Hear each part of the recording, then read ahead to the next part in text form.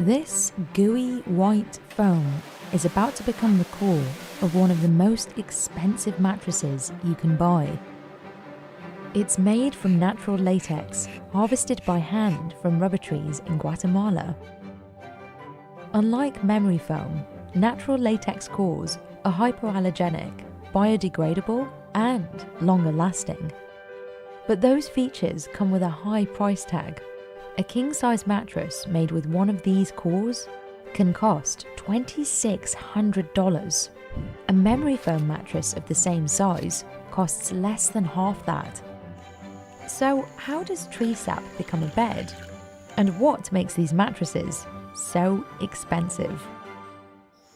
He wakes at 3 a.m. in Suchitepeques, Guatemala. Most of the country is asleep, but this is when latex tree tappers, like Doroteo Blanco, start their day. Bueno, eso es para aprovechar la humedad de la mañana. Es que el árbol entre más húmedo, pues brota más el látex, y ya que picar muy hora del calor, entonces lo que hace es resecarse y no produce, al contrario, se coagula y ya no brota. There are over 1 million rubber trees on the Guatelinda plantation where Doroteo works. In the next 4 hours, he'll extract latex sap from around 700 of them. Sí, tiene un olor agradable cuando está recién salido del árbol. Las herramientas que cargo acá para elaborar, principalmente lo que es la cuchilla que utilizamos para trabajar y un desinfectante, sí, que cargamos acá para desinfectar la cuchilla.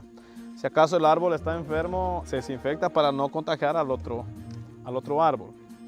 Y con este ganchito que tenemos acá es el que utilizamos para marcar la línea y no abusar del consumo establecido. Porque recordemos que en este año comemos acá y el próximo año, después de acá, volvemos a comer enseguida de esto.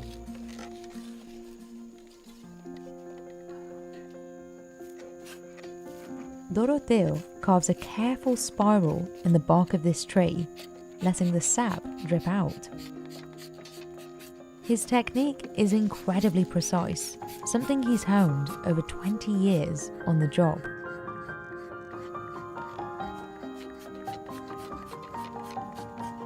Porque si nos metemos más, lo que tiende es a chuparse o a encogerse el árbol, entonces se hace una grieta ahí y se daña el árbol, se hacen unos nudos y ya no se puede cortar en los años siguientes, ya nos perjudicaría después. Entonces, la profundidad donde tenemos que manejar y trabajar es a 2 milímetros. Then he waits.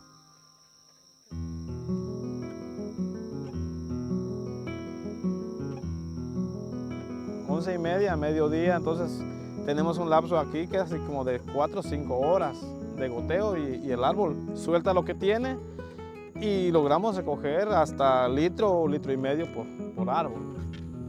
But judging how long that break should be is a balancing act.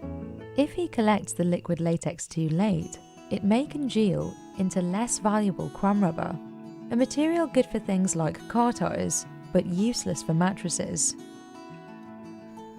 During the summer low season, an average of 140 litres of natural latex slowly seep into Doroteo's buckets every morning, double that in winter. Se están picando entre 600 a 700 árboles. Se cortan un aproximado de 3 árboles por minuto. Depende de la velocidad del trabajador. Hasta uno llegamos a cortar 4. Con el hecho de cortar un árbol no quiere decir que ya puedo picar. O sea, tengo que conocer todo lo que es el árbol para yo ser un picador. Porque yo puedo venir y corto el árbol, pero no sé qué estoy haciendo. Entonces, para uno meterse bien a lo que es el árbol, uno tiene que darle corazón y centrarse, y como un mes me llevé para ir aprendiendo, y de hecho aún sigo aprendiendo, porque en la vida uno todavía sigue uno aprendiendo. Pues.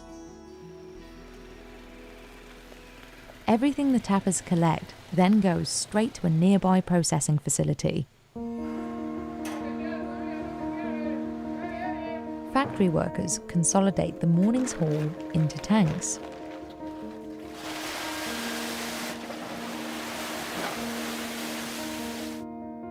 They let it sit for 12 hours before processing it in a centrifuge to separate the rubber from the water. Then they wait another 45 days for this concentrated latex to stabilize. This will be turned into foam through a method called the Dunlop process.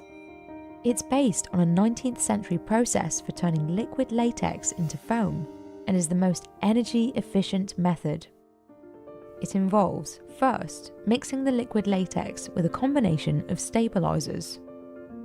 This concoction is then whipped up into foam in this machine until it's the preferred density.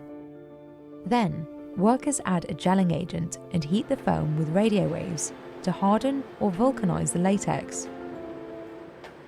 Every week, about 40 tons of liquid latex foam moves from the processing facility to the mattress core factory. They need about 50 kilos of liquid latex to make one 30-kilo mattress. Once the core sets, workers wash, dry, and squish the mattress cores for packaging. This factory produces around 600 mattresses per week. These particular cores will be shipped to a facility in Los Angeles where they'll be processed into the final mattresses and sold by the company Avocado. This core factory, centrifuge facility, and plantation are all part of Grupo Fortaleza, a group dedicated to the sustainable production of liquid latex in southern Guatemala. Christian Close's family has run Guatelinda for over 50 years, only a decade longer than the average rubber tree can be tapped. Workers take care of Guatelinda's 2,000 acres of rubber trees. We are certified FSC. FSC stands for Forest Stewardship Council.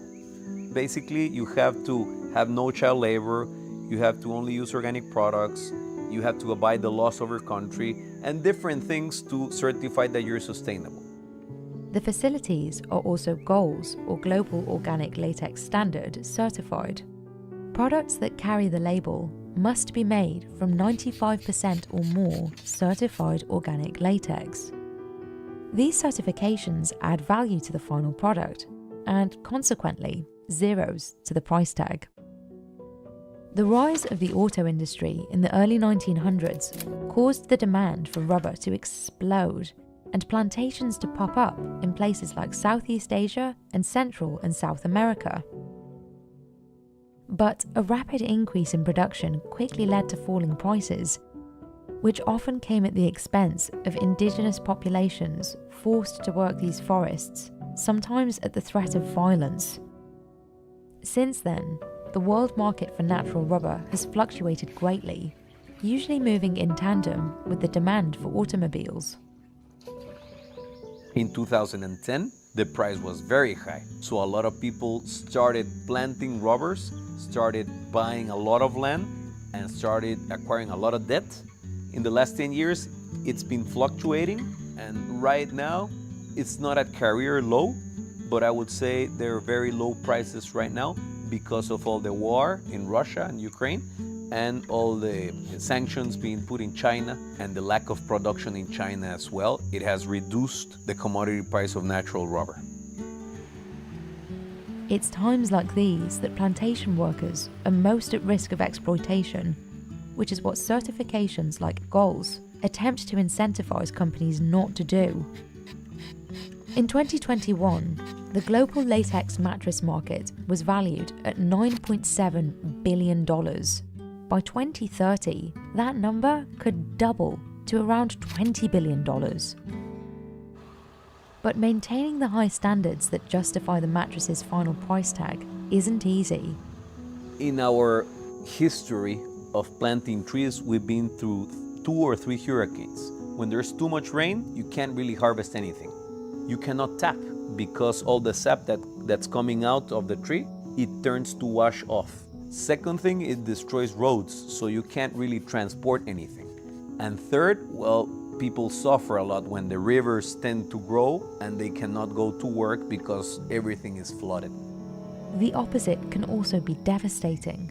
If there's drought, if it's too dry, the rubber trees cannot produce enough latex for us to tap. Workers on unregulated plantations can be exposed to harsh working conditions like 12-hour days, below minimum wages, and toxic chemicals. Because we're keen on getting premiums, we are usually profitable. So we can keep the jobs of our workers, we can keep tapping, and we can keep adding value to our latex